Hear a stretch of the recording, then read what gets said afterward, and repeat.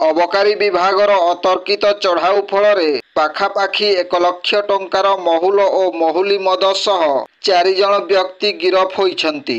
ଦେଶୀ ମହୁଲି ମଦ ପାଇଁ ବିଭିନ୍ନ ବଜାର ଗଳିକନ୍ଦି ଅଶାନ୍ତ ହେବା ସହ ଆମ ପରିବେଶରେ ମଧ୍ୟ ଏହାର କୁପ୍ରଭାବ ପଡୁଛି। ତେଣୁ ଏସବୁକୁ ରୋକିବାକୁ ଯାଇ ବାରମ୍ବାର ଅଭିଯୋଗ ହୋଇ ଆସୁଥିଲେ ମଧ୍ୟ ସଠିକ୍ ସମୟର ଅପେକ୍ଷାରେ ଥିବା ଅବକାରୀ ବିଭାଗ ଓ ଫ୍ଲାଇଂ ସ୍କ୍ୱାଡର ମିଳିତ ଚଢ଼ାଉରେ ତୁରୁମୁଙ୍ଗା ଥାନା ପାଖ ତୁରୁମୁଙ୍ଗା ସାହିର ଅଧିକାରୀ ସାହୁଙ୍କ ଘରେ ଚଢ଼ାଉ କରି 14 କ୍ୱିଣ୍ଟାଲ ଚୋରା ମହୁଲ ଜବତ କରିଛନ୍ତି, ଯାହାର ଆନୁମାନିକ ମୂଲ୍ୟ 70,000 ଟଙ୍କାରୁ ଉର୍ଦ୍ଧ୍ୱ ହେବ ବୋଲି ଜଣାପଡ଼ିଛି। ଏହା ସହ କେନ୍ଦୁଝର ବଜାରର ବିଭିନ୍ନ ଅଞ୍ଚଳରେ ଚଢ଼ାଉ କରି ପ୍ରାୟ 15,000 ଟଙ୍କାର ମହୁଲି ମଦ ମଧ୍ୟ ଜବତ କରିବା ସହିତ ଏହି ଧନ୍ଦାରେ ଲିପ୍ତ ଥିବା 4 ଜଣ ବ୍ୟକ୍ତିଙ୍କୁ ଗିରଫ କରାଯାଇଛି। Bureau report, Janajagaran Odia.